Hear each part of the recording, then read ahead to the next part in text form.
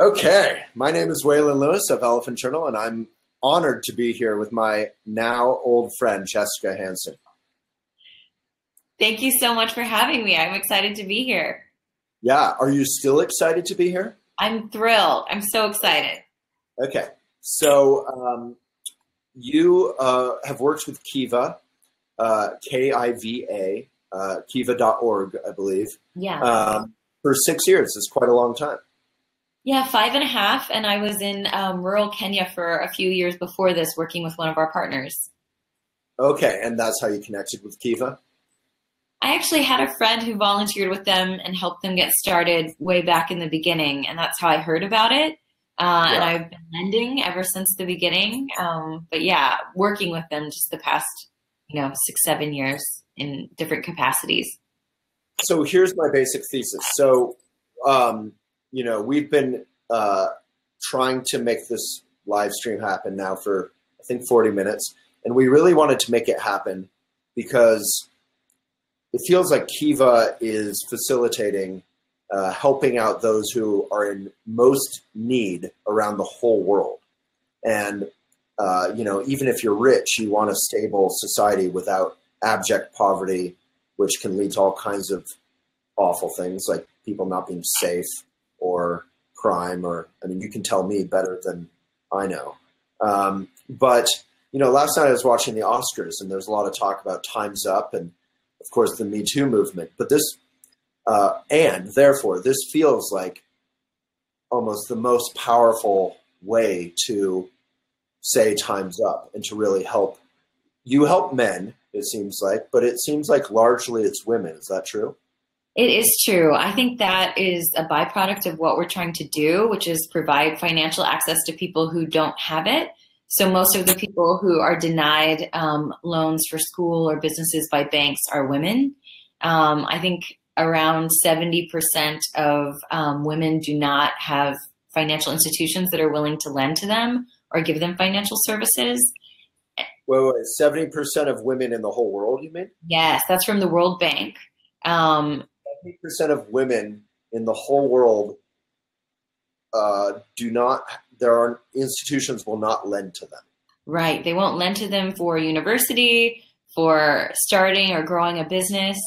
In some cases, much less so that happens in the US. So you will see that we do also lend in the United States where people are not in huge poverty, relative poverty, or maybe not able to access financial capital. But for the most part, we work all around the world. Right now, we're in 83 countries. One of those that I was talking about that I lived in most recently is Kenya. And that is a place where if you're a woman, it is extremely challenging to get any sort of financial access, especially to go to university and things like that. Wow, Yeah. right. So that's kind of what I was going to say is if we think we have it wildly imperfect as a society here in the U.S.,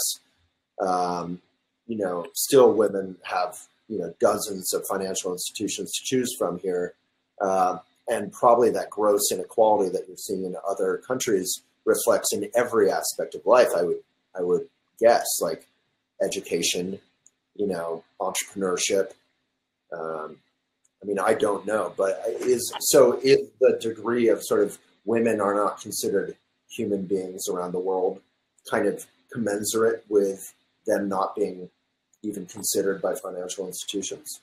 I think it's an issue of power. I love that you brought up Me Too and Time's Up. I think that those movements have been really great at saying we deserve equal pay, we deserve equal treatment, equal respect, equal protection from violence and harassment. And I love that Me Too and Time's Up have started to give people actions. So it's not just putting a hashtag and telling your story, which is really important to share and be heard and be believed, but also to be able to put your money into action and support legal defense funds for people who have experienced those things. I think Kiva is another conduit for that. International Women's Day last year was our largest lending day of all time. I think that may be part because it followed the Women's March and the beginnings of all of this movement. You can How much bigger was it than other years? Was it a lot bigger or just? Yeah. So much bigger than I'm trying to remember from the previous years, maybe double. I'll have to double check that. But just to give you a sense of normally in 3 days, we lend around $1 million to men and women all around the world. That's an average 3 days for Kiva.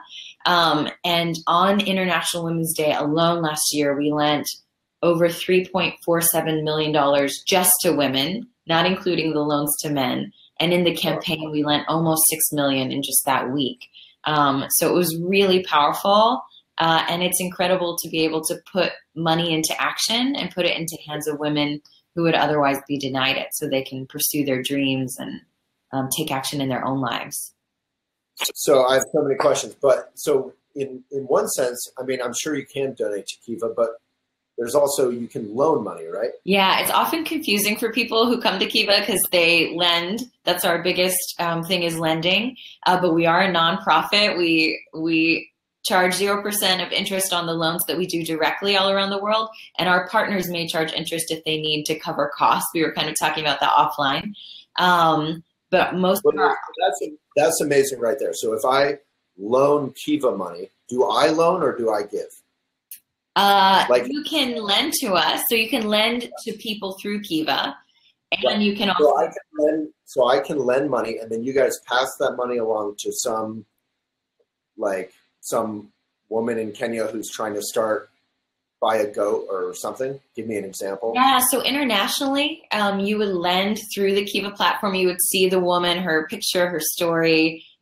You'd hit lend. We crowdfund those loans in increments of $25. So a lot of people would come together, chip in together, and that loan would go through one of our field partners. We have 327 in 83 countries that we're operating in right now, and they actually are on the ground. They're part of that community, and they actually distribute and collect on the loans, and often also offer a lot of support services around like understanding how to manage a loan and building financial literacy, or having groups that help people as they manage their loan for the first time. Yeah. And you all don't charge any money on that interest at all if it's direct.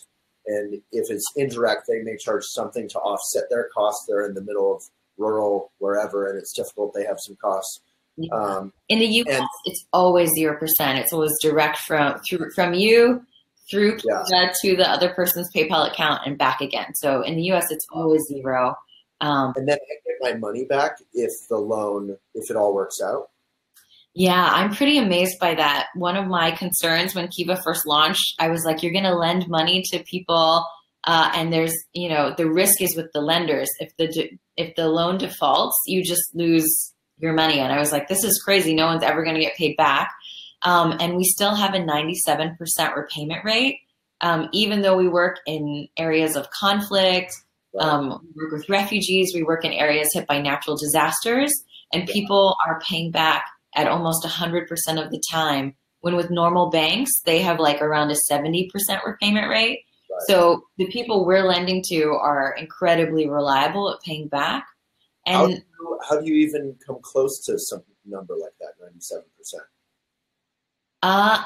It amazes me, but I think that a lot of it has to do with those services that our international field partners provide, and really supporting the community, really investing in them, knowing them really well, and being a part of that community and being able to help them. So, for example, where I lived in Kenya, we would lend to groups of farmers, and it would be like 10 farmers minimum in a group, and we would lend to them.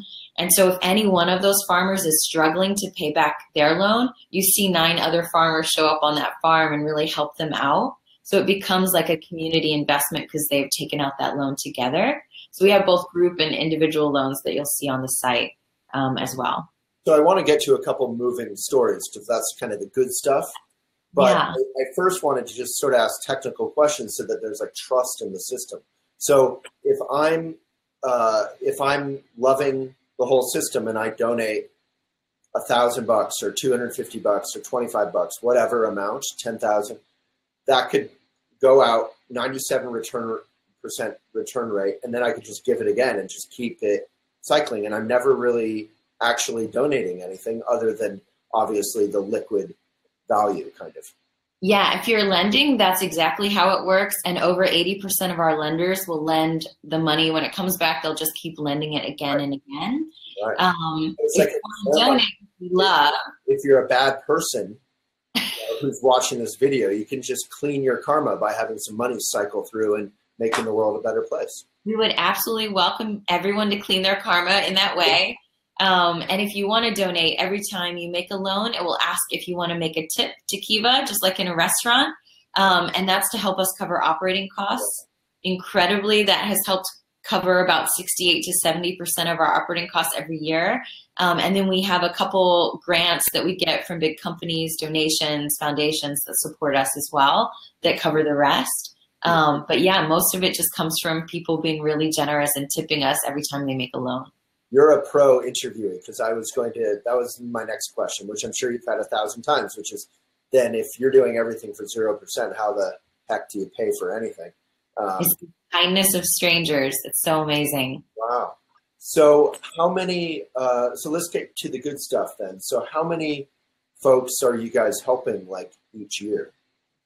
Yeah, it's really beautiful. When we started 12 and a half years ago, there were 7 women in Uganda who got the first 7 loans. And we just passed 2.7 million people who we lend to. We have over 1.7 million people who are doing the lending. Wow. And it's, I mean, just to give you an example that kind of blew my mind, my former roommate here in San Francisco tried to get a loan from we have the same bank. They wouldn't give her a small business loan. So I was like, I work at Kiva. You should apply with us. Yeah. So she did. She got a 0% interest loan to open a flower shop here in San Francisco.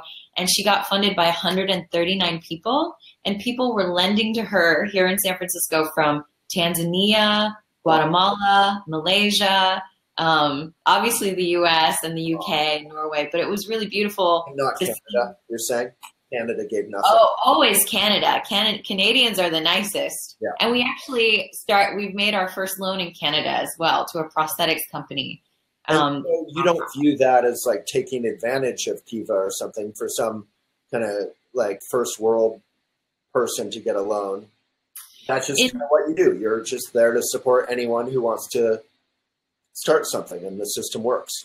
Yeah, I think there's 2 answers to that. One is that if they have a social impact, they are much more likely to get funded in places like the US and Canada.